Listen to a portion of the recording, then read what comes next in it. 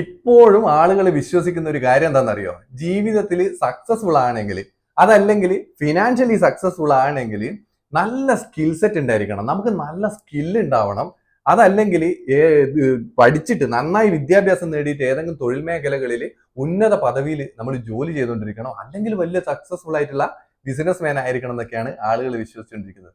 എന്നാൽ ഞാൻ നിങ്ങളോട് ഒന്ന് രണ്ട് കാര്യങ്ങൾ ചോദിക്കാം, എന്നിട്ട് നിങ്ങൾ തീരുമാനിക്കും. അതായത് എന്റെ സുഹൃത്തുക്കൾക്കിടയിൽ നാട്ടുകാർക്കിടയിൽ ഞാൻ കണ്ട ഒരു സംഭവം നിങ്ങൾ കാണാൻ ഇടയായിട്ടുണ്ടോ? അതായത് എന്താ, പ്രത്യേകിച്ച് വലിയ സ്കിൽസ് ഒന്നും ഉണ്ടാവില്ല, വലിയ വിദ്യാഭ്യാസവും കാര്യങ്ങളൊന്നും ഉണ്ടാവില്ല, ഒരു സാധാരണക്കാരനായ ആളായിരിക്കാം. അതായത് വിദ്യാഭ്യാസം കൊണ്ടും മറ്റ് കാര്യങ്ങൾ കൊണ്ടൊക്കെ ഫിനാൻഷ്യൽ ബാക്ക്ഗ്രൗണ്ട് നോക്കുവാണെങ്കിൽ പുള്ളിയുടെ ഫാദറും ഫാദറുടെ ഫാദറൊക്കെ അത്ര വലിയ ധനികരൊന്നും ആയിരിക്കില്ല. എന്നാൽ ഇവരുടെ ഒരു പ്രത്യേക രീതിയിലുള്ള കാര്യങ്ങൾ കൊണ്ട് അവർ നല്ല രീതിയിൽ സക്സസ്ഫുൾ ആവുകയും അത്യാവശ്യം നല്ല രീതിയിൽ സമ്പാദിക്കുകയും ഫിനാൻഷ്യലി അത്യാവശ്യം നല്ല പൊസിഷനിലേക്ക് എത്തുന്നത് നമുക്ക് കാണാൻ പറ്റും.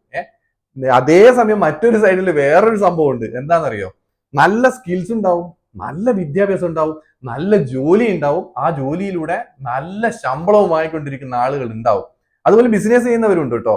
ഇവരുടെ കയ്യിൽ മാസം അവസാനം നോക്കുമ്പോൾ ഉള്ള ക്രെഡിറ്റ് കാർഡ് മൊത്തം ഉപയോഗിച്ചിട്ടുണ്ടാവും. നാട്ടുകാരെ കയ്യിൽ നിന്ന് കൂട്ടുകാരെ കയ്യിൽ നിന്നുള്ള പൈസ ഒക്കെ വാങ്ങി റോള് ചെയ്തിട്ട് പല രീതിയിൽ ഉപയോഗിച്ചിട്ട് കടം കയറി നിൽക്കുന്ന ആളുകളും ഉണ്ടാവും. എത്ര വലിയ ജോലിയും ശമ്പളം ഉണ്ടെന്ന് പറഞ്ഞാലും ഇവരുടെ കയ്യിൽ ഒരു പൈസ ഉണ്ടാവില്ല, കാര്യമായ സേവിങ്സ് ഉണ്ടാവില്ല, ഒന്നും തന്നെ ഇൻവെസ്റ്റ് ചെയ്യുന്നുണ്ടാവില്ല, അല്ലെ?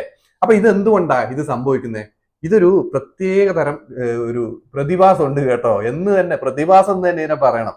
ഞാനൊരു ലൈഫിൽ ഞാൻ കണ്ട കുറച്ച് കാര്യങ്ങൾ പറയാം, എന്റെ അനുഭവത്തിലുള്ള കാര്യങ്ങൾ പറയാം. തീർച്ചയായിട്ടും നിങ്ങളുടെ അനുഭവത്തിൽ, നിങ്ങളുടെ കൂട്ടുകാർക്കിടയിലൊക്കെ ഈ ഒരു അനുഭവമുള്ള ആളുകൾ, നിങ്ങൾ കണ്ട ആളുകൾക്കിടയിൽ അവര് ചെയ്യുന്ന സക്സസ്ഫുൾ ആയ ആളുകൾ ചെയ്യുന്ന, അവർ പോലും അറിയാതെ അവർ ചെയ്യുന്ന കുറച്ച് കാര്യങ്ങൾ നിങ്ങൾക്ക് ഈ സ്റ്റോറി കേൾക്കുമ്പോൾ മനസ്സിലാവും. ഇനി നിങ്ങൾക്ക് നിങ്ങളെ തന്നെ ഒന്ന് അനലൈസ് ചെയ്യാനും പറ്റും കേട്ടോ. എൻ്റെ ഒരു കൂട്ടുകാരുണ്ട്, ആള് വലിയ വിദ്യാഭ്യാസം നേടിയിട്ടില്ല, എന്നാൽ ഒരുപാട് സ്കിൽസ് ഒന്നും ഇല്ല. നിങ്ങൾക്ക് എല്ലാവർക്കും ഉള്ള പോലെ ഒരു സാധാരണക്കാരനായ ഒരാള്, ആൾക്ക് എന്താ ഉള്ളത്, ആളുടെ അച്ഛന്റെ കയ്യിൽ ഒരു വണ്ടി, പണ്ട് ഒരു സാധാരണ ടിപ്പർ പോലൊരു വണ്ടിയിൽ നിന്ന് മണലൊക്കെ എടുത്ത് അങ്ങനെ കൊടുക്കുന്ന ഒരു സാധാരണ ജോലിയായിരുന്നു ആ അച്ഛന്. അപ്പൊ ഇപ്പൊ ഈ ഞാൻ പറയുന്ന എന്റെ സുഹൃത്ത് ചെറുപ്പം മുതലേ കൂലിപ്പണിക്ക് അങ്ങനെയൊക്കെ പോവും, ചെറിയ ചെറിയ കൂലികളെ അങ്ങനെ പണിക്കൊക്കെ പോകും. 10ാം ക്ലാസ് കഴിഞ്ഞ് +2 കംപ്ലീറ്റ് ചെയ്തിട്ടുണ്ടോ എന്ന് എനിക്ക് ഓർമ്മയില്ല. വിദ്യാഭ്യാസപരമായിട്ട് വലിയ വിദ്യാഭ്യാസമൊന്നുമില്ല. പക്ഷെ അച്ഛന്റെ ഈ ഒരു ജോലി ഇത് പുള്ളി കാണുന്നുണ്ട്, സാധാരണ ജീവിതം നയിച്ചുകൊണ്ടിരിക്കുന്ന ഒരു കുടുംബം. അങ്ങനെ അച്ഛൻ കുറച്ച് പ്രായമായപ്പോ ഒരു ഡ്രൈവറെയൊക്കെ വെച്ചിട്ട് ഈ ഈ ഈ മകനാണ് എന്റെ സുഹൃത്ത്, ആൾക്ക് വണ്ടി ഓടിക്കാനുള്ള പ്രായമാവാത്തതുകൊണ്ട് വേറെ ഡ്രൈവർ ഈ വണ്ടി നോക്കുകയും പറ്റിയൊക്കെ ചെയ്യുന്നുണ്ട്, കാര്യങ്ങൾ ചെയ്യുന്നുണ്ട്, ഒരു സാധാരണ രീതിയിലുള്ള പണികൾ വരുന്നുണ്ട്, അതിങ്ങനെ ചെലവായി പോകുന്നുണ്ട്, അങ്ങനെ പോകുന്നുണ്ട്. അപ്പൊ നമ്മൾ വേറൊരു വഴിക്ക് ഞാൻ പഠിച്ചുകൊണ്ടിരിക്കും, നമ്മൾ പറഞ്ഞിട്ട് പഠിപ്പ് തന്നെ ഇങ്ങനെ കണ്ടിന്യൂ ചെയ്തുകൊണ്ടിരിക്കുക. അങ്ങനെ ഒരു പ്രായം എത്തിയപ്പോ ഇവൻ 18 വയസ്സായപ്പോ സമയത്ത് തന്നെ അവൻ എന്ത് ചെയ്തു, ലൈസൻസ് എടുത്തു. വണ്ടി മേഖലയിലാണല്ലോ അച്ഛനുള്ളത്, പഠിപ്പിൽ വലിയൊരു പെർഫോമൻസ് അല്ലാത്തതുകൊണ്ട് ലൈസൻസ് എടുത്തു. പതിയെ അവൻ ഈ ഒരു വണ്ടി കഴുകാനൊക്കെ ഇവനെ കൊണ്ട് കഴിയിപ്പിക്കും. ഇവൻ അങ്ങോട്ടും ഇങ്ങോട്ടും ഓട്ടി ഒന്ന് ട്രയലാക്കി അവസാനം ഒരു ടിപ്പർ ഇവൻ യൂസ് ചെയ്യാൻ തുടങ്ങി. ചുരുക്കി പറയാം, ഇവനെ ഈ വണ്ടി നല്ല വഴക്കം വന്നപ്പോൾ ഇവൻ എടുക്കാൻ തുടങ്ങി വണ്ടി. അങ്ങനെ ഇവൻ വണ്ടി എടുത്തപ്പോൾ ഇവന് മനസ്സിലായി ഈ മേഖലയിൽ അത്യാവശ്യം നല്ല പണി ഉണ്ട് എന്നും, അത് ടിപ്പർ മണ്ണെടുക്കുക മറ്റങ്ങനത്തെ പരിപാടി. അപ്പൊ അങ്ങനെയുള്ള ഒരു സംഭവം കണ്ട് അവൻ എന്ത് ചെയ്തു, ഈ വണ്ടി ഉപയോഗിച്ച് തന്നെ അത്യാവശ്യം കാര്യങ്ങളൊക്കെ പുള്ളിയുടെ കാര്യങ്ങളൊക്കെ ചെയ്ത് നിറവേറ്റാൻ തുടങ്ങി. അങ്ങനെ ഇതിൽ നിന്ന് വരുമാനം കിട്ടി തുടങ്ങിയപ്പോൾ ഒരു ഡ്രൈവർ ആവശ്യം വരാത്തത് കൊണ്ട് ഈ ഡ്രൈവർ അവൻ ഒഴിവാക്കി. ആ ഡ്രൈവർ വേണ്ട, ഇനിയിപ്പോ ഒരു വണ്ടി ആള് തന്നെ ഓട്ടാൻ തുടങ്ങി. ഈ ഓട്ടത്തിൽ നിന്ന് കിട്ടുന്ന വരുമാനം എന്ത് ചെയ്തു, കൂട്ടുകാരെ കൂടെ അടിച്ചു പൊളിക്കുകയെ മറ്റു കാര്യങ്ങളൊന്നും ചെയ്യാതെ ഈ കിട്ടുന്ന പൈസ അതുപോലെ കുറെ സേവിങ്സ് ഉണ്ടാക്കി.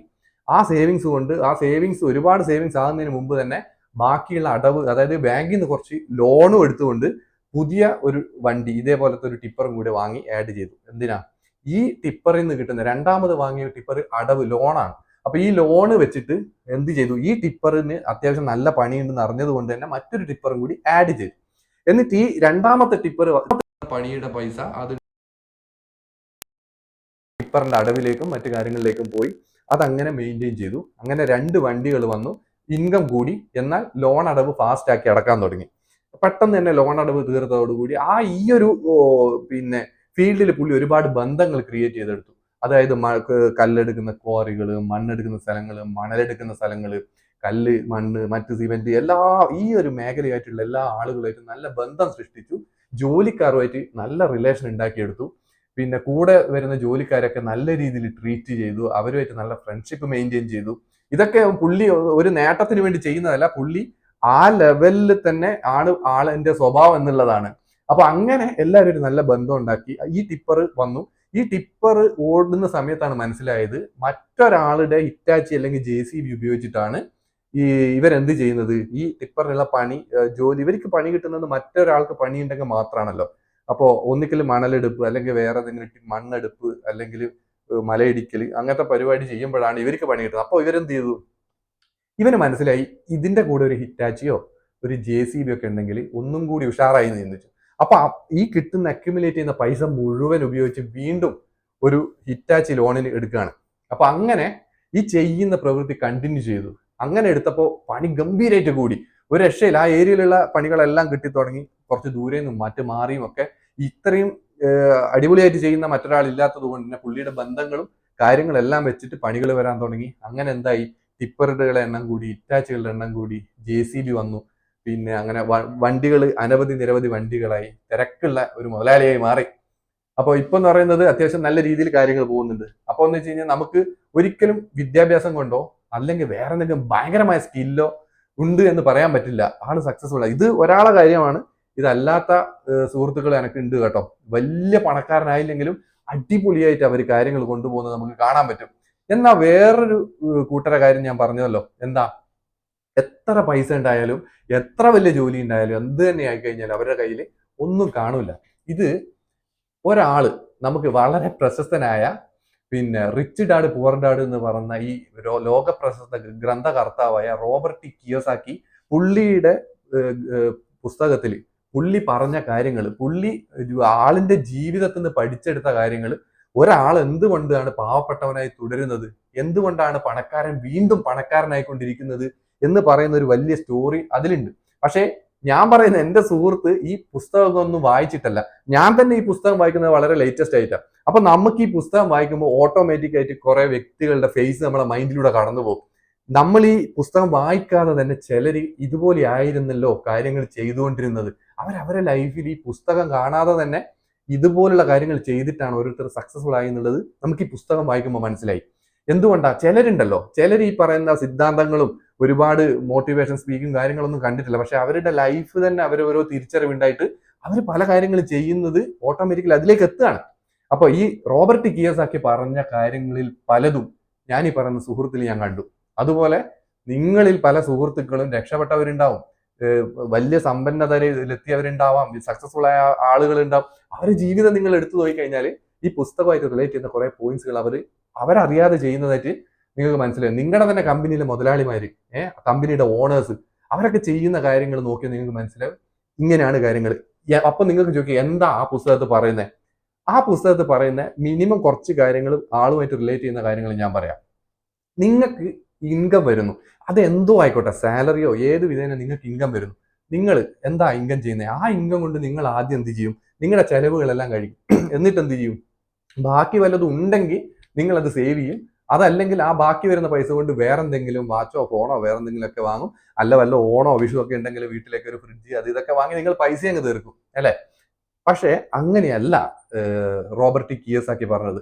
നിങ്ങൾക്ക് വരുന്ന പൈസ, ആ പൈസ കൊണ്ട് നിങ്ങൾ എങ്ങനെ പൈസ ഉണ്ടാക്കാം എന്നത്, ആ പൈസ കൊണ്ട് അടുത്ത പൈസ ഉണ്ടാക്കാനുള്ള അസറ്റുകളാവണം നിങ്ങൾ വാങ്ങേണ്ടത് എന്നുള്ളതാണ്. അതായത് നിങ്ങൾക്ക് ഇൻകം വരുന്നു, എന്നിട്ട് നിങ്ങളുടെ പൈസ നിങ്ങൾ ആദ്യം മാറ്റി വെക്കുന്നു. നിങ്ങൾക്ക് വേണ്ടിയിട്ട് പൈസ ഉണ്ടാക്കാൻ, നിങ്ങളുടെ പൈസ ഉപയോഗിച്ച് അടുത്ത പൈസ ഉണ്ടാക്കാൻ വേണ്ടിയിട്ടുള്ള അസറ്റുകളാണ് നിങ്ങൾ വാങ്ങേണ്ടത്. അതായത് നിങ്ങൾക്ക് ഇൻകം വരുന്നു, നിങ്ങൾ ആദ്യം ലാബിലിറ്റി വാങ്ങി, അതായത് കാറ് വാങ്ങുക, വീട് വലുതാക്കുക, അതുപോലെയുള്ള നിങ്ങളുടെ പോക്കറ്റിൽ നിന്ന് പൈസ അങ്ങോട്ട് പോകുന്ന കാര്യങ്ങളിലേക്ക് പൈസ ഇടാതെ ഈ ഇൻകം കൊണ്ട് നിങ്ങൾ മറ്റൊരു അസറ്റ് വാങ്ങുക. നിങ്ങൾ കാറ് വാങ്ങിക്കോ, പക്ഷെ ഈ കാറ് റണ്ട് ഔട്ട് ചെയ്ത് ഇൻകം ജനറേറ്റ് ചെയ്യാൻ വേണ്ടിയാണെങ്കിൽ നിങ്ങൾ കാറ് വാങ്ങിയാൽ മതി. നിങ്ങൾ വീട് വാങ്ങിക്കോ, വീടിനെ മെയിൻറ്റെയിൻ ചെയ്യാൻ വേണ്ടി പൈസ ചെലവാകുന്ന അല്ലാതെ അത് റണ്ട് ഔട്ട് ചെയ്യാൻ വേണ്ടിയിട്ടാണെങ്കിൽ നിങ്ങൾ വീട് വാങ്ങണം. അങ്ങനെയാണ് ചെയ്യേണ്ടത്. അല്ലാതെ നിങ്ങളെ കയ്യിൽ നിന്ന് പൈസ പോകുന്ന പരിപാടിയല്ല ചെയ്യേണ്ടത്. ഈ ഞാൻ പറഞ്ഞ സുഹൃത്ത് എന്താ ചെയ്യുന്നത്? പുള്ളിക്ക് വരുമാനം വരുന്നു. ആ വരുമാനം കൊണ്ട് മറ്റു വരുമാനം ഒന്നും കൂടി കൂട്ടാൻ വേണ്ടിയുള്ള അസറ്റ് വാങ്ങിയിടുകയാണ് ചെയ്യുന്നത്. ഈ പ്രവൃത്തി അറിയാതെയെങ്കിലും ചെയ്യുന്ന ആളുകൾ നിങ്ങൾ നോക്കുക, അവരെന്തായാലും സക്സസ്ഫുൾ ആവും. നേരെ മറിച്ച് നമ്മളിപ്പോ ഒരു ഈ പറയുന്ന ടിപ്പർ ഉണ്ട്, അതിന്റെ കൂടെ നമുക്ക് വീട്ടിൽ ഒരു കാർ ഇരിക്കട്ടെ, അല്ലെങ്കിൽ വേറൊരു കാർ ഇരിക്കട്ടെ, ബൈക്ക് ഇരിക്കട്ടെ, വീടൊന്ന് വലുതാക്കി കളയാം, ഇതാക്കാന്ന് പറഞ്ഞു കഴിഞ്ഞാൽ എന്താ സംഭവിക്കാന്ന് അറിയോ? ആ പറയുന്ന വണ്ടി ഒരൊറ്റ വണ്ടിയേ ഉണ്ടാവില്ല, അതിന് താങ്ങാൻ പറ്റാത്തത്ര എക്സ്പെൻസും വാരിക്കൂട്ടി ഉണ്ടാക്കി വെക്കുകയും ചെയ്യും. നേരെ മറിച്ച് നമ്മൾ എന്താണോ ചെയ്തുകൊണ്ടിരിക്കുന്നത് അതിൽ നിന്ന് അടുത്ത വരുമാനം കിട്ടുന്ന അസറ്റുകൾ ആഡ് ചെയ്ത് പോവാം. നമ്മുടെ വരുമാനം കൊണ്ട് നമ്മൾ അടുത്ത വരുമാനം ഉണ്ടാക്കുന്ന പ്രോസസ്സ് ചെയ്ത് പോവുക. നേരെ income minus investment is equal to expense എന്നുള്ള ഒരു കാൽക്കുലേഷനിലേക്കാണ് നമ്മൾ വരേണ്ടത്. അല്ലാതെ income minus expense is equal to savings എന്നതല്ല ശരിയായ ഈക്വേഷൻ. അതാണ് നമ്മൾ പഠിക്കേണ്ടത്. ഇത് റോബർട്ട് കിയോസാക്കിയുടെ പുസ്തകത്തിൽ ഒരുപാട് പേജസിൽ ഒരുപാട് കാര്യങ്ങൾ പറയുന്നുണ്ടെങ്കിലും അതിൽ ചെറിയൊരു പോയിന്റ് മാത്രമാണ് ഞാനിവിടെ പറഞ്ഞത്. അത് നിങ്ങളുടെ ലൈഫിൽ ഒരുപാട് ആളുകളുടെ ലൈഫുമായിട്ട് നിങ്ങളൊന്ന് കണക്ട് ചെയ്ത് നോക്കിയാൽ മനസ്സിലാവും. ഇതാണ് കഥ.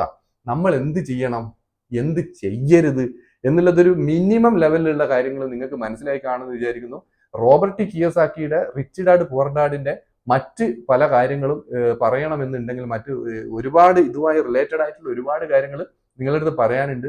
ഇതുപോലുള്ള കഥകൾ ശരിക്കും ലൈഫിൽ ഉണ്ടായിട്ടുള്ള പല മാറ്റേഴ്സ് ആണ് നമ്മൾ ഈ ചാനൽ വഴി പറയുന്നത്. തീർച്ചയായിട്ടും നിങ്ങൾക്ക് ഉപകാരം ഉള്ള കാര്യങ്ങൾ തന്നെയാണ് സംസാരിച്ചുകൊണ്ടിരിക്കുന്നത് ഈ ഒരു ചാനൽ വഴി.